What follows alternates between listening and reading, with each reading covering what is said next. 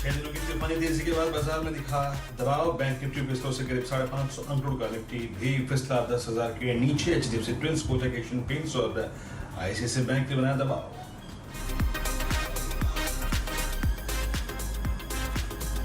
Bank Nifty के options भाव आज आ रहे हैं गलत। तकनीकी दिक्कत भी, कई ब्रोकर्स ने कहा अपडेट नहीं हो रहे हैं भाव। सतर्कता से ट्रेड करने की सलाह।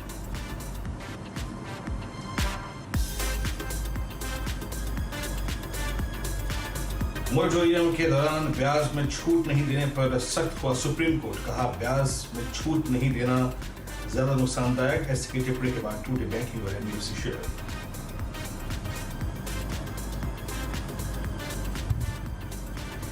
देश के सबसे बड़े राइट्स इशू राइल को मिला शानदार रिस्पॉन्स। इशू 1.59 गुना हुआ सब्सक्राइब। बीएसई पर आए करीब 55 करोड़ शेयरों के बिड, तो वहीं एनएसई पर करीब 11.8 करोड़ शेयरों के लिए मिली बोली। रिलायंस के शेयर में मजबूती का।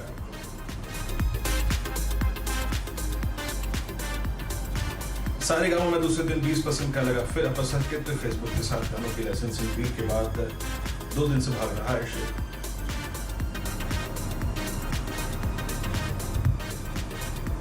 आवाज की कॉल्स हुए super hit. Jaipur share GM breweries ने लगाई 5% की तेजी को हुआ। कैमिलिन में इंट्राडे में करीब 18% भागा।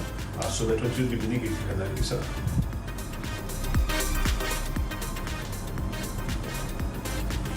और आज आएंगे डील अभी नतीजा तिमाही आधार पर मुनाफे में 23% की कमी का अनुमान, लेकिन आय और मार्जिन में उछाल की उम्मीद। ऐसा पेश करेगी क्योंकि नतीजे मुनाफा 13% बढ़ने का अनुमान।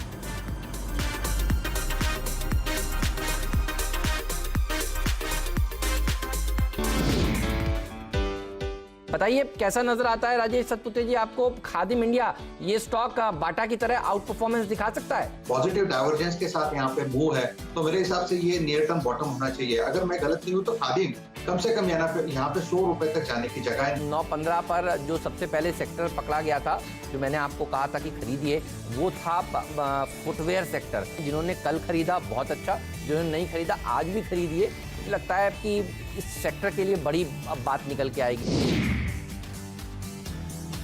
हर रोज मैं आपसे कह रहा था ये स्टॉक खरीद लीजिए, तो रिटेल सेक्टर में फुटवेयर कंपनियों में ये देखिए चार्ट्स पर तेजी होती हुई आपको नजर आई है।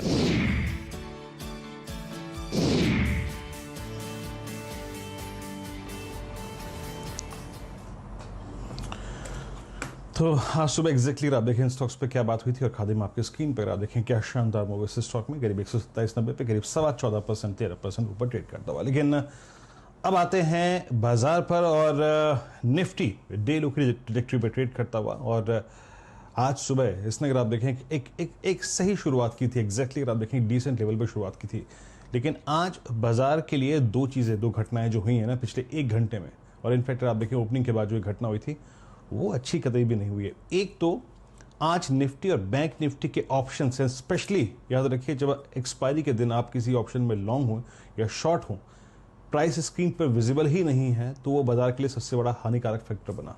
सिंक हुआ बाजार, और उसके बाद जो सुप्रीम कोर्ट की टिप्पणियां आई हैं मोरटोरियम को लेकर और ब्याज में छूट को लेकर, ये वाकई अगर आप देखें एनबीएफसीज के लिए और बैंक्स के लिए बहुत बहुत दिक्कत का सबब था।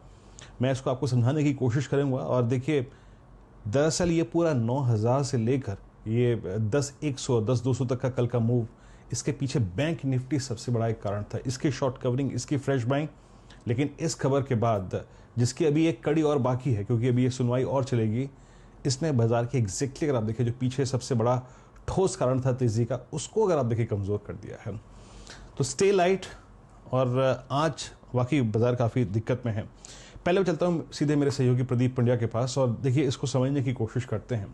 देखिए पहली चीज़ तो ये थी कि बाजार इसी चीज़ से तंग था कि मोरटोरियम आ गया, लॉकडाउन, फिर मोरटोरियम 3 महीने एक्सटेंड हुआ। और अब सुप्रीम कोर्ट ने जो आज टिप्पणियां की हैं, माननीय सुप्रीम कोर्ट ने, कि ब्याज में छूट ना देना वो ज़्यादा हानिकारक है, और इस मामले में आगे सुनवाई भी होगी। प्रदीप से आने की कोशिश करते हैं। प्रदीप, अभी मैं देख रहा हूँ मेरे स्क्रीन पे जिस तरीके से एनबीएफसीज और बैंक्स टूट रहे हैं, वो विजिबल है पेन। आई मीन ये टिप्पणी, और जो आरबीआई ने लॉस ऑफ क्वांटम रखा है फिगर करीब 2 ट्रिलियन का, इस पर पहली प्रतिक्रिया आपकी प्रदीप? देखिए, आरबीआई का जो कहना है और बैंक्स का जो अब तक कहना है, आरबीआई के साथ इस पे चर्चा हुई क्योंकि ये आज पहली सुनवाई नहीं थी, तो इस बारे में बैंकर्स के बीच में चर्चा चल रही थी और जो बात उनमें से निकल कर आ रही है वो बहुत सीधी सी है। बैंक्स को अपने सारे डिपॉजिटर्स को इस कोविड पीरियड का इंटरेस्ट देना होगा। बैंक्स ने अगर कोई बॉन्ड जारी कर रखे हैं वहां पर उनको इंटरेस्ट देना होगा। तो ऐसी स्थिति में अगर बैंक ये कहते हैं कि हम अपने देनदारों से कोई ब्याज नहीं लेंगे, ब्याज फ्री कर दिया जाए, तो ये पैसा कौन देगा? फिर ये पैसा या तो बैंक खुद देंगे अपने रिजर्व्स में से, यानी जो बैंक्स के शेयर होल्डर्स हैं उनके ऊपर ये बर्डन आएगा, या फिर सरकार को देना होगा। तो क्या सरकार ये बर्डन लेने को तैयार है? सरकारी बैंक चूंकि हमारे इकोनॉमी में ऐसे भी बड़ा हिस्सा रखते हैं, करीब 2/3 के आसपास, और सरकारी बैंकों में 2/3 से 3/4 शेयर होल्डिंग सरकार की है, तो वो शेयर होल्डर वाले लॉजिक से भी वो बर्डन सरकार पे जाता है। तो अगर सरकार ये 2 लाख करोड़ रुपए का बर्डन लेने को तैयार हो, जो कि सरकार एक्चुअली इस स्थिति में नहीं है, तो वही एकमात्र रास्ता हो सकता है। वरना अगर बैंक से ये कहा जाए कि आप ब्याज ना लें, तो कई बैंकों में, प्राइवेट बैंकों में, एनबीएफसी में आपको बैंकरप्सी होती हुई नजर आएगी। तो इस स्थिति को देखते हुए आरबीआई ने अपना पक्ष सुप्रीम कोर्ट के सामने रखा है। सुप्रीम कोर्ट ने भी इस पर कोई अंतिम फैसला नहीं लिया है, उन्होंने सिर्फ अभी आगे सवाल पूछे हैं। बैंकर्स मोटे तौर पे ये मान के चल रहे हैं कि वो सुप्रीम कोर्ट को अपनी ये दलील समझा पाएंगे, और जाहिर है कि सुप्रीम कोर्ट को ये फैसला भी देना पड़ेगा कि क्या फिर वो डिपॉजिटर को भी इंटरेस्ट देने से मना कर सकते हैं क्या, कि आप अपना इंटरेस्ट लीजिए ना दीजिए। और अगर ऐसा नहीं हुआ तो इवेंचुअली फिर सरकार को वो बोझ उठाना पड़ेगा। तो अभी ऐसा लगता है कि ये वर्क इन प्रोग्रेस है, और अभी तक बैंकर्स होपफुल हैं कि सुप्रीम कोर्ट ऐसा कोई सख्त फैसला नहीं लेगा। पर प्रदीप, क्योंकि अगली सुनवाई 12 जून को है, तब तक आपको लगता नहीं कि ये अनसर्टेनिटी बैंक्स और एनबीएफसीज पे काफी भारी पड़ेगी? प्राइस वाइज कह रहा हूं मैं। आप अगर मार्केट पे कॉल लेना चाहते हैं तो देखिए, उस स्थिति में तो जाहिर है कि हम बहुत अच्छी तेजी देख चुके हैं, और अब इस अनिश्चितता के होते हुए 22,000 निकालना निफ्टी बैंक के लिए मुश्किल होगा। तो अब आप यहाँ से कोई भी उछाल देखेंगे तो वहां पर अगर सेलिंग दिखाई दे तब तक तो जाहिर है कि कोई सरप्राइज नहीं है, क्योंकि अनिश्चितता तो काफी है। और पिछले कुछ दिनों में हमने देखा है कि कोर्ट का रुख, सरकार का रुख कई मामलों में अनुमान से बहुत अलग हो जाता है, और इस स्थिति में जाहिर है कि बाजार काफी कॉशियस रहेगा।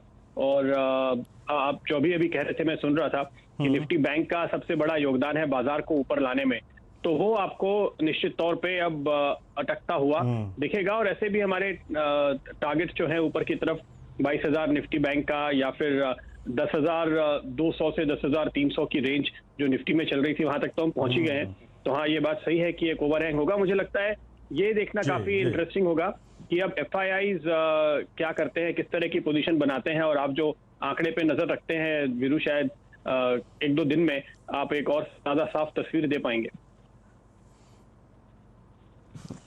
बिल्कुल, शुक्रिया प्रदीप। तो देखिए, अब अगली सुनवाई 12 जून को है, लेकिन आज जो हुआ, जिस प्रकार की टिप्पणियां हैं, तो वो बाजार को अगर आप देखें कंफर्टेबल पोजीशन में नहीं रखेंगे। और याद रखिए, हर स्ट्रेंथ का सबसे बड़ा कारण था इस बाजार की बैंक निफ्टी। चंदन तापड़िया हमारे साथ हैं। मैं आज ऑप्शन के स्टैट्स नहीं लूँगा, क्योंकि मैं ऑप्शन के स्टैट्स पे क्या बात करूँ, क्योंकि आज ऑप्शन ही अगर आप देखें वाइल्ड हैं। सुबह में इनफैक्ट मैंने सोचा कि मेरे टर्मिनल में थोड़ी दिक्कत है, तो मैं एनएससी ने साइट से थोड़ा सा प्राइस वाइज रीड कर रहा था, लेकिन जब ये प्राइस चले तो उसके बाद इतना वाइल्ड, एग्जैक्टली अगर आप देखें एनएससी और जो चार्ट्स हैं उसके प्राइस में इतना डिफरेंस था कि कुछ इंडेक्स पे बात करना ही अगर आप देखें काफ़ी मुश्किल है। लेकिन याद रखिएगा, निफ्टी बैंक पे मैं एक बात कहना चाहता हूँ कि निफ्टी बैंक का 50 डे एक्सपोनेंशियल मूविंग एवरेज था 20,600। ये उस जोन को अगर तोड़ दे और उसके नीचे सेटल हो तो याद रखिए ये बहुत बहुत बहुत कमज़ोर स्थिति है। चलिए, इसी बात पे इनफैक्ट थोड़ा सा मैं और खुल के बातचीत करना चाहता हूँ, क्योंकि ये आज की सबसे महत्वपूर्ण खबर है। और इनफैक्ट चंदन तापड़िया है क्या हमारे साथ? एक बार उनसे आउटलुक लेते हैं। एक बार चंदन, एक संक्षेप में निफ्टी बैंक पे आपका आउटलुक जरा बताइए प्लीज। आप क्या करेंगे इस वक्त, और क्या क्रिटिकल टूट चुका है इस वक्त स्क्रीन पे? जी हाँ वीरू, देखिए